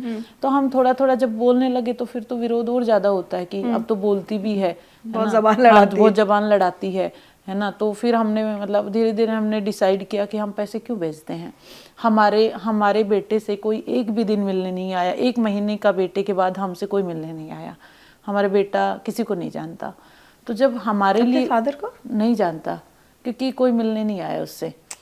तो फिर हमने सोचा कि जब हमसे कोई नहीं मिलने आ रहा, हमारे बेटे से कोई मिलने नहीं आ रहा, इसकी कोई जिम्मेदारी नहीं उठा रहा, तो फिर हम इतना क्यों कर रहे हैं। तो फिर हम थोड़ा बोल्ड होने लगे, धीरे धीरे हमें ट्रांसफॉर्म होने लगे। फिर हमने पैसे देने बंद कर दिए। 18 के बाद हमने फिर पैसे नहीं दिए। एक मिनट, आपको कुछ मैसेज सुनवाती हूँ क्योंकि आपने एक जिक्र किया है। हेलो ज्योति, मैंने आपकी कहानी पढ़ी और देख के सुन के बहुत ही अच्छा लगा। जब कोई इंसान इतने दुख, इतने संघर्षों से निकल के सक्सेसफुल होता है तो बहुत अच्छा लगता है। और वो भी जब ये काम कोई लड़की करे, कोई औरत करे, तो मुझे और भी ज़्यादा अच्छा लगता है, क्योंकि ये लड़कियां फिर बाकी लड़कियों के लिए जो अलग अलग संघर्षों से जूझ रही होती हैं उनके लिए एक मोटिवेशन का, प्रेरणा का कारण बनती हैं।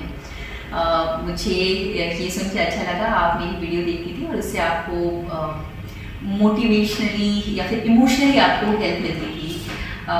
तो जो कि मुझे थोड़ा नॉस्टैल्जिक भी फील हो रहा है। Life comes full circle. एक दिन मैं वहाँ सक्सेस का इंटरव्यू दे रही थी और आज मैं आपको कंग्रेचुलेट कर रही हूँ। भविष्य में आप भी इसी तरीके से आपसे इंस्पायर हुई और लड़कियाँ और बच्चियाँ और औरतें जब नए नए मुकाम हासिल करें, आपको भी ऐसा मौका मिले, आप उन्हें कंग्रेचुलेट करें। आपको बहुत बहुत बधाई। जो आपने अचीव किया है वो वाकई काबिल तारीफ है। I feel inspired, I feel very happy. दुख और संघर्ष होते हैं ना, वो इंसान को एक अलग ही ताकत देते हैं और आपकी सक्सेस स्टोरी उसका एक जीता जाता उदाहरण है। All the best girl. Thank you ma'am. Wow, मेरे को ये सपना सा लग रहा है सब। उनका मैंने वीडियो देखा था, बहुत मतलब अपने आप को उनसे रिलेट किया था। बहुत लोगों ने हमें लिखा कि बहुत इंस्पायरिंग। थैंक यू आपने। हाँ, तो आपने आरएएस की तैयारी की, फिर फर्स्ट अटेम्प्ट में क्लियर कर लिया? हाँ जी, हाँ जी। क्या बात कर रही हैं? हाँ, फर्स्ट में मतलब 2021 में वैकेंसी निकली थी और तभी हस्बैंड की भी डेथ हुई थी, तभी फॉर्म निकले थे और तभी हुई थी। अच्छा। तो लाइफ में जैसे एक जो शांति होती है ना, थोड़ी थोड़ी जो मेरे जीवन में मतलब आने लगी थी, धीरे धीरे हम स्टेबल हो रहे थे, तो वो फिर शांति वापस से अशांति में हो गई, क्योंकि डेथ के बाद फिर नए चैलेंज क्रिएट हो जाते हैं। क्योंकि सोसाइटी क्या है ना कि डेथ से भी महिला को जोड़ती है। मतलब उनका एक है ना कि तुम्हारी वजह से हमारा बेटा चला गया, मतलब, और जबकि हम उसमें है ही नहीं, हमें तो उसने छोड़ दिया, हमने कोई ना किसी। तो वही डेथ के बाद भी फिर काफ़ी सारी प्रॉब्लम्स हुई और फिर हम 21 में एग्ज़ाम निकला, तभी परेशानियां तो बहुत ज़्यादा थी उस टाइम। तो हम मतलब पागल जैसे हो गए थे। तैयारी करने में बहुत दिक्कत आई? बहुत दिक्कत, मतलब बहुत ज़्यादा दिक्कत। मुझे लगता है कि सबसे टफ पीरियड ये था, क्योंकि समाज का नज़रिया और बहुत ज़्यादा उस टाइम तो बहुत दिक्कतें थी। बट फिर हमने कंटिन्यू किया उसको, जैसे भी जितना हमसे बढ़ा जाता था उतना हम पढ़ते थे। फिर 21 में वैकेंसी आई, 22 में फिर मेंस हुआ, प्री हम क्वालिफाई कर गए थे, क्योंकि इतनी तैयारी तो हमारी थी, हम ऑलरेडी राजस्थान की तैयारियां करे हुए थे। 22 में मेंस हुआ, 23 में इंटरव्यू हुआ और 24 में फिर हमें ज्वाइनिंग मिल गई। तो हमें तो खुद ही लगता है कि अगर अब हम पीछे मुड़ के देखते तो हमें लगता है कि हमने किया कैसे, ये मेरी ही जिंदगी है क्या? हाँ, ये मेरी जिंदगी है क्या, मतलब इतना। हम बाद में ऐसे हो गए थे कि हमने आंसू निकालना बंद कर दिया था लाइफ में, मतलब चिढ़ हो गई थी हमें। तो आज तो हम बहुत टाइम बाद इमोशनल हो रहे हैं, वरना हमने अपने आप को उससे फेज से बाहर कर लिया है, धीरे धीरे करके अपने आप को मतलब पॉजिटिव चीज़ों में एंगेज किया। धीरे धीरे किताबें पढ़नी शुरू की, अच्छे कपड़े पहनने शुरू किए, घूमना शुरू किया, है ना। सबसे बातें करते थे, पहले चुप रहते थे, फिर सबसे धीरे धीरे बातें करने लगे, है ना। फिर धीरे धीरे अपने आप को दूसरे एनवायरनमेंट में ले गए, वो हमने छोड़ दिया। फिर हमने रोना धोना सब छोड़ दिया, क्योंकि हमें समझ में आया कि जब आप दुख में होते हो ना, दुख आपका अपना है ना, सुख में सब होते हैं। तो दुख से बाहर आप तभी निकल पाओगे जब आप खुद कोशिश करते हो, दूसरा आपको नहीं निकाल सकता जब तक कि आप खुद ही कोशिश नहीं कर रहे हो।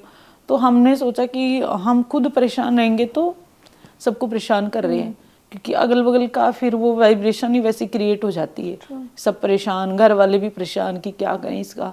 और वो तो ऑलरेडी 2009 में जब से शादी की तब से झेल ही रहे थे कहीं ना कहीं। तो फिर हमने मतलब अपने आप को पूरा, मुझे लगता है कि एग्ज़ाम के बाद तो हम पूरा ऐसे हो गए कि हमें सब बदलना है, अब कोई रोना धोना नहीं जीवन में, ठीक है अब जो है वो है, जो हो गया स्वीकार कर लो, स्वीकार उसके कर साथ लो और आगे उसके साथ आगे बढ़ो। और हमने खुले में बोलना शुरू कर दिया। हम मतलब अब हम डरना बंद कर दिए। हमने सोचा कि इससे ज़्यादा एक्सट्रीम तो कुछ हो ही नहीं सकता ना, जो था वो सब हमने देख लिया है ना। और कितनी कोशिशें की अपने अपने आप को मतलब सही करने की, या फिर मतलब समाज के हिसाब से जीने की है ना, और सबको खुश करने की कि कोई कुछ ना करे। लेकिन फिर भी एंड में महिला है उसी को ही दोषी बना देते हैं। तो फिर ठीक है, फिर जब अगर ऐसा ही है तो फिर पहले हम अपने आप का ध्यान रखेंगे, बाद में अब दुनिया की देखेंगे। तो फिर हमने ओपनली बोलने लग गए कि मतलब जैसे कोई हम पे कुछ कहता तो हम बोलते कि हाँ तो आप करके दिखाओ ना। कोई भी गांव में अपने क्या प्रॉब्लम है ना कि कुछ भी होती तो 5 लोग आके इकट्ठा हो जाते हैं कि आपको ऐसा करना चाहिए वैसा करना चाहिए। तो हमने फिर ओपनली बोलना शुरू किया कि आप अपनी बेटी से करवा के दिखाइए है ना, आप अपने आप को रखिए उस जगह पे कि 2009 में शादी हुई और आपने 12-15 साल कंटिन्यू चीज़ें देखी हैं और फिर भी मतलब यही कि नहीं इसी ने कुछ किया, इसी ने कुछ किया। तो फिर हमने अपने आप को बाहर निकाले। फिर अब हम मतलब काफ़ी पहले से बेटर हो गए थे। तो अब आपकी पर्सनैलिटी एकदम एक पुलिस हाँ, वाली बन गई है। बन गई है बिल्कुल। मुझे लगता है ट्रेनिंग ने और कड़क बना दिया, कड़ा बना दिया। वो मुझे लगता है कि जीवन के एक्सपीरियंस ने ही मुझे बना दिया। पहले एक मतलब मैं सोचती हूँ कि 2009 में मैं कैसी थी, सर पे चुन्नी मुन्नी रख के घूंघट निकाल के रहती थी। कोई जितना बोले उतना ही बोलना है, फालतू नहीं बोलना, जो मिल रहा है वही खाना है, वही करना है। और अभी मतलब काफ़ी अब तो क्या पूरा ही चेंज हो गया। अब हम कपड़े कुछ भी अपने चॉइस से पहन सकते हैं, कुछ भी पहनो, घूंघट तो है ही नहीं, अब बहुत सालों पहले ही हटा दिया। मतलब पहले ये कल्चर है, लेकिन हमें इससे इतनी घुटन होने लगी थी कि घूंघट से और इससे कि हमें लगता था हमें बांध दिया है अंदर से किसी ने। तो बाद में हमने इसको ऐसे सोचा कि नहीं अब हम वही करेंगे जो हमें पसंद है, ठीक है। तो फिर हमने धीरे धीरे करके अपने आप को उन सबसे बाहर निकाल लिया। अब हमें पूरी आज़ादी है, हम जो चाहे पहन सकते हैं, जहाँ चाहे जा सकते हैं, जो चाहे खा सकते हैं, किसी से पूछने की जरूरत नहीं है। तो अब ये बताइए कि अब नौकरी लग गई है आपकी डिप्टी एसपी की, या अभी मतलब ट्रेनिंग फेज में है, अभी ट्रेनिंग लास्ट ट्रेनिंग फेज चल रहा है अभी, इसके बाद पोस्टिंग। तो जो दुबली पतली लड़की जो दुपट्टा लेके रहती थी, सर ढकती थी, वो पुलिस की ट्रेनिंग कर रही है, तो मजा आ रहा है वो उसमें? बहुत बड़ा मजा आता है। बहुत मुश्किल ट्रेनिंग है। मुश्किल है, लेकिन हम तो गांव से हैं तो वो काम वाम तो किया हुआ है पूरा, तो हम एंजॉय करते हैं। लेकिन ट्रेनिंग में हमने बहुत सारी चीज़ें जीवन में नई करने का मौका मिला। जैसे अब हमें यहाँ पे कौन स्विमिंग सिखाएगा, हमने तो वर्ड ही बाद में दिल्ली में आके सुना था। स्विमिंग है, हॉर्स राइडिंग है ना, वहाँ पे रनिंग है, तो मतलब सब अच्छे, जैसे शूटिंग है, फायरिंग करना, तो वो सब तो हमें वहीं जाके, तो हमें तो मजे आते हैं, क्योंकि हमें तो लगता है कि हमारे लिए वो नई दुनिया है। क्योंकि एक हम ऐसी दुनिया में रहा जहाँ हमें छोटी सी चीज़ के लिए भी परमिशन, एक छोटा सा अगर छोटा सा खिलौना भी लेके आए तो उसके लिए भी परमिशन लेनी पड़ती है कि ले कि नहीं ले। और अब हम एक ऐसी दुनिया में जहाँ हम अपने डिसीजन खुद कर सकते हैं, जो हम चाहें वो कर सकते हैं। तो अब तो बहुत अच्छा लगता है, और अब तो बहुत मतलब अलग ही एनवायरनमेंट है। हम मतलब ऐसे जीवन तो हमने कभी सोचा ही नहीं था। अच्छा, अभी तक के जीवन का, नहीं पुराने जीवन का, अगर मैं कहूँ कि सबसे लोएस्ट मोमेंट, कि जिस दिन कई बार ऐसा लगता है ना कि हम ख़त्म है हमारी ज़िंदगी, हम कुछ नहीं कर पाएंगे, क्या करें, मतलब कई बार आदमी सुसाइडल हो जाता है, डिप्रेशन में हो जाता है, कोई ऐसा लोएस्ट मोमेंट आपके जीवन का? लोएस्ट मोमेंट तो मैं बहुत ज़्यादा है, बट आई थिंक जब हम अपने बेटे को छोड़ के आए थे ना घर से, वो सबसे लोएस्ट था। मतलब हम छोड़ तो दिए थे, बट हमें बहुत गिल्टी होती थी कि भाई हमने छोड़ तो दिया, हम करें क्या। मतलब हम ऐसे होता ना कि माँ तो हैं, लेकिन वो ख़त्म करना पड़ेगा अंदर से। रोना भी नहीं है, क्योंकि रोते हैं तो फिर वही है कि आप पढ़ नहीं पाते, आप घर वालों को फिर परेशान करते हो। तो मतलब मेरे लिए वो बहुत मुश्किल था। मैंने घर फ़ोन करना बंद कर दिया। मतलब मैं यही नहीं पूछती थी कि मुकुल है, ठीक है कि बीमार है, क्योंकि हमें डर लगता था। हमें लगता था कि हम अगर पूछेंगे, अब बीमार है तो और पूछ लिया तो फिर हमारे बस की बात है नहीं फिर वो कंट्रोल करना। तो हम पूछते ही नहीं थे। वो जैसा है तुम वैसा ही रखो उसको, जैसी सिचुएशन है अपने आप को, मतलब वो एक मोमेंट, एक ध्येय आपने अपना सेट कर लिया था कि हमें नौकरी चाहिए, करना उसी बच्चे के लिए है। हाँ, बस करना उसी के लिए। लेकिन उस समय उससे भी अपना मोह पूरा मोह खत्म। मतलब ऐसे कि हम ऐसे मान लिए थे कि हम मतलब हम हैं ही नहीं उसके जीवन में और हमारे बेटा नहीं है, ठीक है। अब तभी हम कर सकते, वरना तो नहीं कर पाते, क्योंकि छोटे से बच्चे को छोड़ना मतलब वो तो लगता तो है ही, फील तो सभी को ही होता है। चलिए मैं आपको 2 मैसेजेस और सुनवाती हूँ फिर हम। हाँ भाई, मैं ताऊ अंजू को ताऊ बोल रहा हूँ, और बहुत मेहनत से पढ़ लिख के ये मतलब बहुत ही बढ़िया मतलब लग गई, और कोई जैसे उसके अंदर कोई कमी नहीं बात यह है, और सारा काम इसी का बहुत ही बढ़िया है। मतलब बहुत पढ़ाई करी, बहुत मेहनत करी, और सारा काम जैसे मान लो भगवान इसको मतलब फल भी दे दिया, और कोई कमी नहीं, खूब मेहनत ने करी है, पढ़ाई की लिखाई की, हर जगह जैसे मान लो इसका है भाई अंजू ने बहुत ही जैसे मेहनत करके लगी। Thank you. ये मेरे ताऊ जी हैं, मतलब बस घर से आते जाते थे तो इनका आशीर्वाद लेके जाते थे, बातें बातें करते रहते थे। और किसी ने, इन्होंने घर के लोगों ने बातें नहीं सुनाई कभी? हाँ नहीं, ये तो नहीं, सब घर पे तो कुछ भी मतलब मेरे लिए तो चुप ही रहते थे सारे, सोचते थे कि परेशान हो जाएगी कुछ भी कहेंगे तो वो तो हम खुद ही सुनते थे, अगल बगल के लोग कुछ अगर बोलते थे। मेरा नाम अनीता है, मैं अंजू की बचपन की फ्रेंड हूँ। मुझे अंजू पर बहुत प्राउड फील होता है। वो एक बचपन से एक होनहार स्टूडेंट रही है, और आज उसने अपनी पढ़ाई लिखाई से ये साबित कर दिया कि लड़कियां कुछ भी कर सकती हैं। अंजू ने मेरे को इतना मोटिवेट किया कि मैं आज उसके मोटिवेट से ही आज एक गवर्नमेंट टीचर हूँ, जिसमें उसका बहुत बड़ा हाथ है। मैं अंजू अपने इस पद पर रहकर एक अच्छी समाज सेविका बनेगी, ये मुझे पूरा विश्वास है, और मुझे बहुत प्राउड फील है अंजू पर। मैं भगवान से यही दुआ करूंगी कि वो आगे और भी उन्नति को प्राप्त करे। Thank you. वाह, थैंक यू। ये मेरी बचपन की फ्रेंड है, ये रेगुलर कॉलेज जाती थी। अच्छा। इसके घर वालों ने इसको रेगुलर कॉलेज पढ़ाया था। तो मैं जब मुझे कुछ मार्केट में कुछ खाने का मन होता तो ये बोलती थी कि मतलब हम पेटीज खा के आएंगे वहाँ जाके, तो हम इसके साथ जाते थे कभी कभी। तो ये हमें मतलब कुछ खिला के ले आती थी वहाँ से। और ये मतलब इसकी शादी, मेरी शादी साथ ही हुई थी, बट इसने फिर पढ़ना मतलब इसने नौकरी नहीं की पहले, बट बाद में इसने काफ़ी सालों बाद तैयारी की। तो हम इसको बोलते थे नहीं नौकरी करनी है, मेरे को पता है ना कि मतलब मैं नौकरी लग गई तो जीवन में बहुत बदलाव आता है, चाहे आपके पति अच्छी सर्विस में है चाहे घर वाले तो फिर इसको मतलब मैं मोटिवेट करती रहती थी सर, तो ये मतलब लग गई, अब तो इसकी ज्वाइनिंग हो गई है। अंजू, अब कहते हैं ना सर, जहाँ से हमने बात शुरू की थी कि एक लड़की की सक्सेस स्टोरी पूरे गांव में लड़कियों की किस्मत बदल देती है। चाहे हम देखते हैं हमारी स्पोर्ट्स में जो लड़कियां हैं मेडल आती हैं, उसके बाद उनके गांव में सब चाचा मामा कहते हैं लड़की को खिलाओ, है ना? बिल्कुल बिल्कुल। आपके गांव में लोगों की सोच बदली है लड़कियों को लेकर? बहुत बदली है मैम। मतलब सिलेक्शन होने के बाद तो मतलब सब बहुत अच्छा बोलते, मतलब यही बोलते कि भाई बहुत मेहनत की, कितने साल हो गए बेटे को यहाँ छोड़ा हुआ था।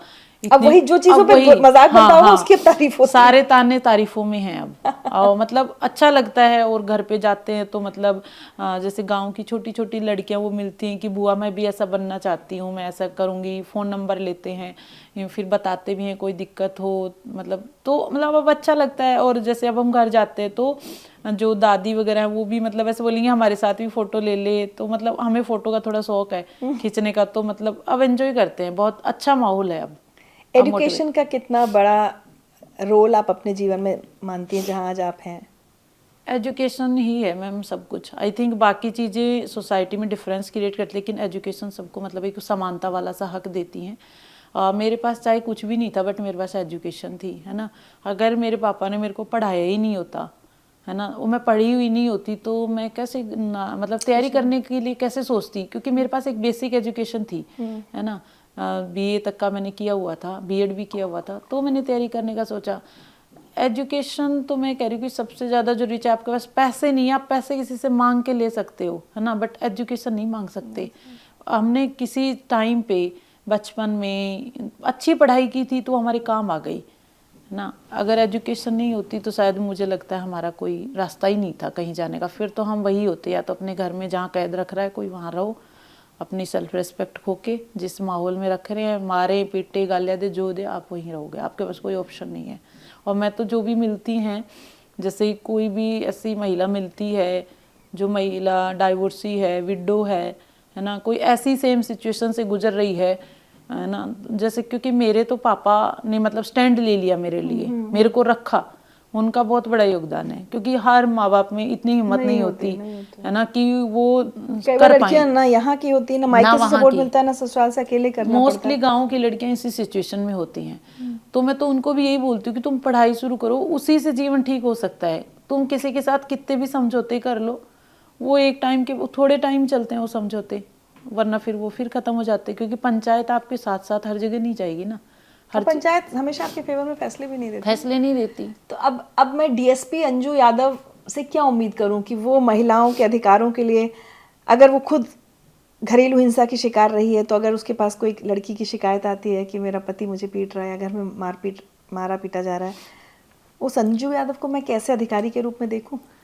मैम मैं तो ये चाहती हूँ कि अब जब मैं एक पद पे आ गई हूँ, तो जब मेरे पास कोई मेरी जैसी अंजू है ना, वो ना आए, मतलब वो आए तो मैं उसकी सॉल्यूशन कर पाऊँ उसका, क्योंकि मैंने वो चीज़ें बहुत फेस की हैं। तो समझ जाती हूँ कि महिला है, कह रही है तो इसकी क्या समस्या है, क्योंकि गांव में ही रहे हैं मोस्टली टाइम जीवन के, तो ग्रामीण महिलाओं की, और अब सिटी में भी रहे हैं बहुत सालों से, लास्ट कुछ सालों से, तो हमें उनका समझ में आता है कि इनके बेसिक इश्यूज है। तो मतलब मेरा सपना है कि मेरी जैसी अंजू मेरे पास कोई आए तो मैं उसका सॉल्यूशन ज़रूर करूँ जो मेरे से हो पाएगा, और उनके मतलब जितना मैं समझा पाऊँ, जितना उस पद पे रहते हुए कर पाऊँ, मैं ज़रूर करूँगी। और एजुकेशन के लिए तो मतलब मैं सबको मोटिवेट करती हूँ कि अपनी लड़कियों का पढ़ाओ, चाहे आप अच्छे स्कूल नहीं भेज सकते, लेकिन जहाँ जो अवेलेबल है वो पढ़ाओ, क्योंकि वही उसका जीवन बदल सकता है। आप और हम कुछ नहीं कर सकते जब तक कि वो खुद पढ़ेगी नहीं, खुद सशक्त नहीं होगी, तब तक बदलाव नहीं आ सकता। अब क्या सपना है अंजू? अभी तक तो आप जो कर रही थी वो करती चली गई, सोचा नहीं जी, लेकिन अब तो कोई सपना देखती होंगी? मैम बस सपना यही है कि अब हम जिस सर्विस में आए हैं उसमें रह के अच्छा काम करें, जो हमने सोचा हुआ है कि हम जो हमें मिलेगा काम और जो महिलाओं के लिए हम कर सकते हैं वो करें, और मतलब जो लोग हमसे प्रेरित होते हैं, जो हमारे पास आते हैं, उनकी हेल्प कर पाएँ जितनी कर सकते हैं। अपने बेटे को अपने साथ रखना चाहेंगे? मैम बिल्कुल रखना चाहेंगे, क्योंकि अभी तो ट्रेनिंग फेज में है, उसके बाद फिर, लेकिन एक और हम चाहते हैं कि हम अपने रूट्स को कभी ना छोड़ें ना। हम हमेशा चाहते हैं कि अपने गांव से और जुड़े रहे। हम कभी जीवन में ये मतलब हमेशा हमें ये याद रहे कि हम कहाँ से उठ के आए हैं और क्यों आए हैं, मतलब हमारी डेस्टिनी में ये सब था, हम कैसे घूम फिर के वहाँ तक आए, तो कोई रीजन होगा। तो हम चाहते हैं कि हमेशा हम हम्बल रहें, और कभी मतलब हमें वो उस मतलब माहौल के अनुसार से मतलब ऐसे नहीं बने कि किसी को परेशान करें, मतलब एकदम ग्राउंड वाले रहना चाहते हैं, ग्राउंडेड पर्सन। चलिए, अब किसी गांव में बैठ के कोई अंजू यादव अगर आपको देख रही है तो उससे क्या कहना चाहती हैं आप? मैं यही बोलूँगी कि जो भी समय होता है, खराब समय भी एक दिन गुजर जाता है, ठीक है। अगर आपकी परिस्थितियाँ मेरी जैसी हैं या आप समझ नहीं पा रहे हैं, तो सबसे पहले तो आप सोच लीजिए कि आपको करना क्या है, मजबूत इरादा बनाइए और फिर जम के मेहनत कीजिए। आप जो भी चाहते हैं ना, आपको सब मिल जाएगा। जब मेरी जैसी अंजू, जिसके कोई सपने नहीं थे ना, जिसको ये भी नहीं पता कि एग्ज़ाम क्या होते हैं, कैसे, जिसके पास फाइनेंशियली भी कोई सपोर्ट नहीं था, अगर वो उस गांव से उठ के यहाँ तक आ सकती है तो कोई भी आ सकती है।